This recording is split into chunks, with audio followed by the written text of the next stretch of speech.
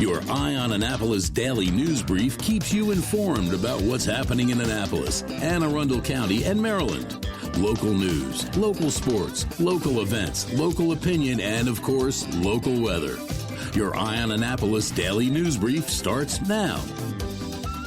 Good morning. It's Thursday, June 12th, 2025. This is John Frenaye, and this is your Eye on Annapolis daily news brief presented by Annapolis Subaru and the SPCA of Anne Arundel County. Well, they tell me it was a beautiful night for the Pecos Girlfriends party. Of course, I wouldn't know because I never get invited. But it looks like Feeding Hope tonight also gets a dose of good weather. Now, fingers crossed for bands in the sand on Saturday. Anyhow, here is a depressing OMG fact for the less hirsute men of the world. A man's beard grows fastest when he anticipates sex. So I guess go Billy Gibbons and Duck Dynasty. Anyhow, we have some news, so let's get into it, shall we?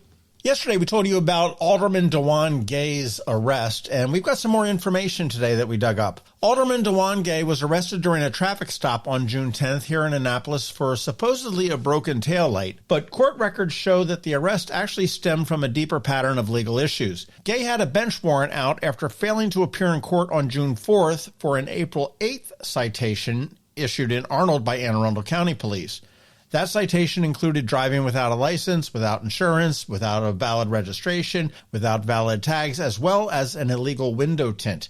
These charges closely mirror those from 2018 and 2019 when Gay also faced driving-related violations and failed to appear in court. He was also cited in May for missing jury duty, though that was later dropped. And adding to the scrutiny, Gay has an open civil judgment of more than $15,000 related to a defaulted loan from the State Employees Credit Union of Maryland. Complicating matters, his name appears in court records with multiple spellings, which likely obscured the full scope of his legal troubles. Gay has previously advocated for police reform and second chances, but his own record continues to raise questions about accountability and leadership. And in another story, we're also hearing about an accidental gun discharge at the Arundel Center on Monday, and we are waiting on a response from the county executive's office on that, so you want to stay tuned.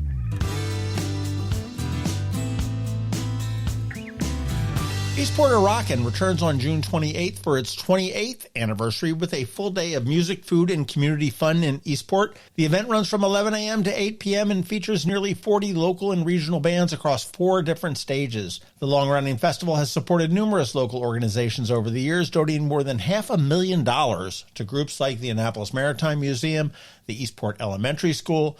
Musical acts are going to range from veterans like the Eastport Oyster Boys and up-and-comers from local music schools. Tickets are only $30 in advance, $40 at the gate with VIP passes which offer food, drinks, and exclusive seating. And yes, kids 12 and under are free. You can expect delicious local fare, arts and crafts, kids activities, and one of the best waterfront views in town. And if you want to save a few bucks, you can save 5 of them. Just use the promo code EOAEPR25 when you check out.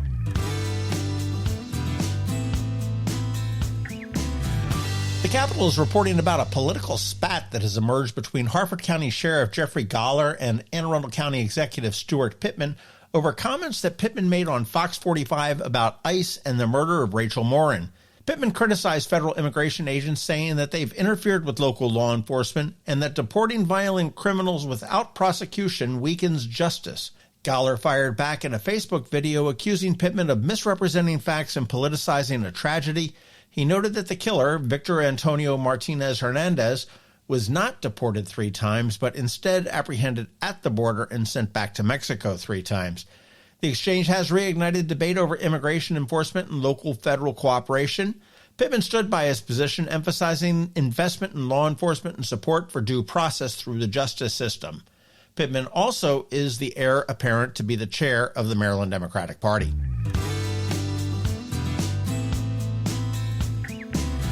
The Chesapeake Bay received a C on its 2024 report card, slipping slightly from last year's C+, but still consistent with long-term trends.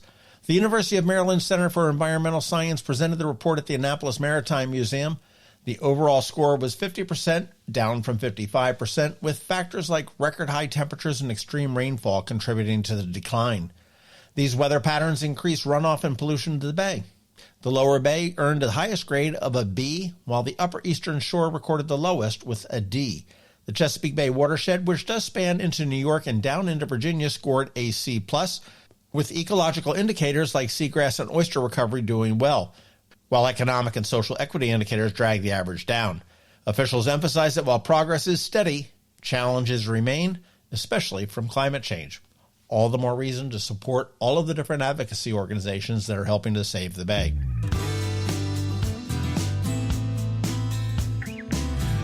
Some podcast stuff up this weekend on the Local Business Spotlight. It is going to be Bill Kardash and Annapolitans for a Better Community and their current petition drives. That's going to drop at noon on Saturday. And in closing, one of the best ways to keep up on the local news is the Daily News Recap email. It goes out at 7 p.m. every single day. It is free, it is paywall free, and I'm dropping a link right here in the show notes for you to sign up. And please feel free to let your friends, family, and colleagues all know about it as well.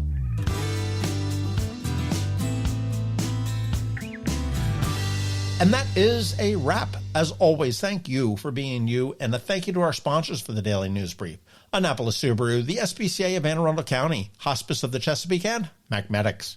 All right, so now you just need to sit back because your Eye on Annapolis local weather is on deck, as is Trevor from Annapolis Makerspace. He's here with your Annapolis Makerspace Maker Minutes. All of that's coming your way, so hang tight. Coping with advanced illness can be overwhelming, and determining the best options for a loved one isn't always so easy. But here at Hospice of the Chesapeake, your hometown hospice, we want you to know you do have a choice.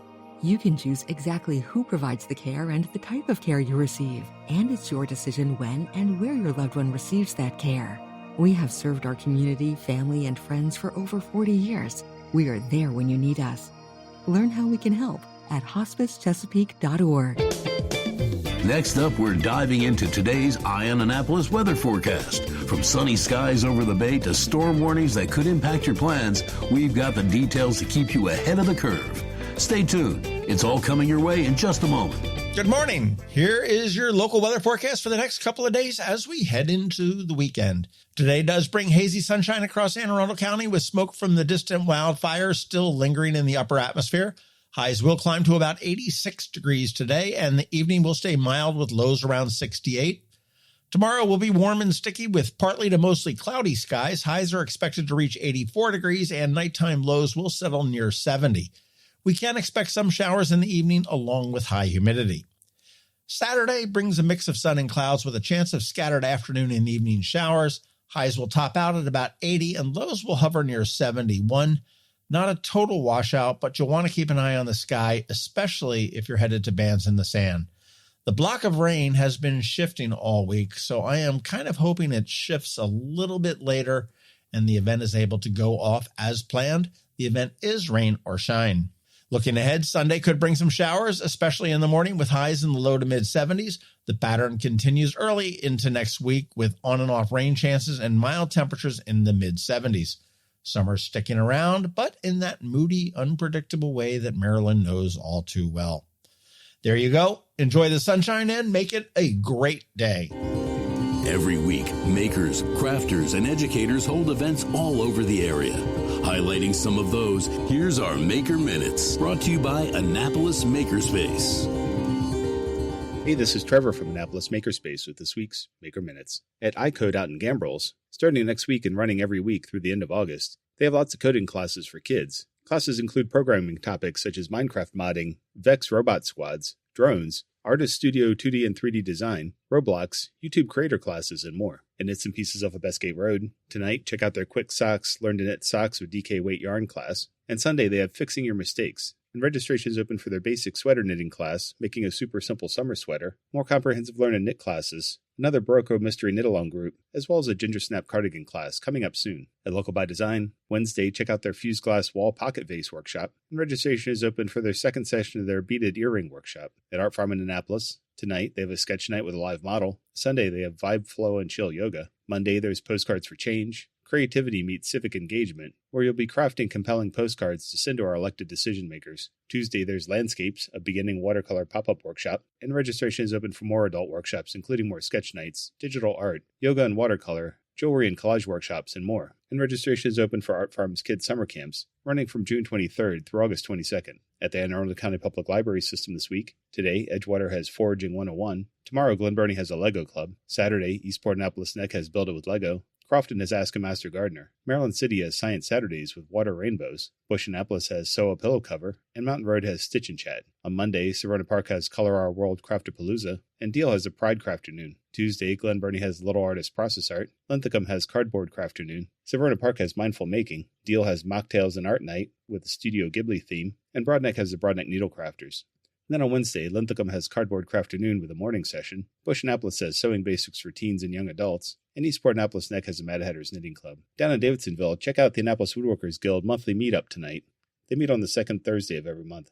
And then over at Unallocated Space in Millersville, tonight they have a virtual happy hour. Saturday they have Machine Sewing 101 Lesson 3 with the second part of their quilting session. And then on Monday they have a project night. And Wednesday is their weekly open house. If you have any questions about the Annapolis Makerspace, the Maker Minutes, or any of these events, feel free to contact me at trevor@makeannapolis.org. And you can find links to all these events at the Annapolis Makerspace website, also at makeannapolis.org. Whether you're making art, software, sawdust, or just a mess, chances are you're already a maker. This has been Trevor from Annapolis Makerspace with this week's Maker Minutes. Have you ever had to wait to get an appointment at the Apple Store? Skip the wait and the line at the mall by visiting MacMedics in Severna Park, where appointments are not necessary. MacMedics is an Apple-authorized premium service provider. MacMedics services all Apple devices, including broken iPhone screens and batteries, and all without an appointment. Most iPhone repairs are complete the same day and usually within a few hours. MacMedics is also an Apple-authorized reseller and sell Apple products at the same price as the Apple Store. Visit MacMedics in Severna Park for Apple-authorized sales and service and shop local. Don't wait for help. Call MacMedics at 410-757-MAX, which is 410-757-6227. It's 410-757-6227. Or visit them online at macmedics.com. You've been listening to the Eye on Annapolis Daily News Brief. Tell your friends and colleagues, this is the podcast where you can keep up on the latest with what's going on in Annapolis and Anne Arundel County. And don't forget about our website, eyeonannapolis.net, where you can find even more information. And make sure you follow us on Facebook at All Annapolis and on Twitter at Eye on Annapolis. This Daily News Brief podcast comes to you every Monday through Friday at 6 a.m.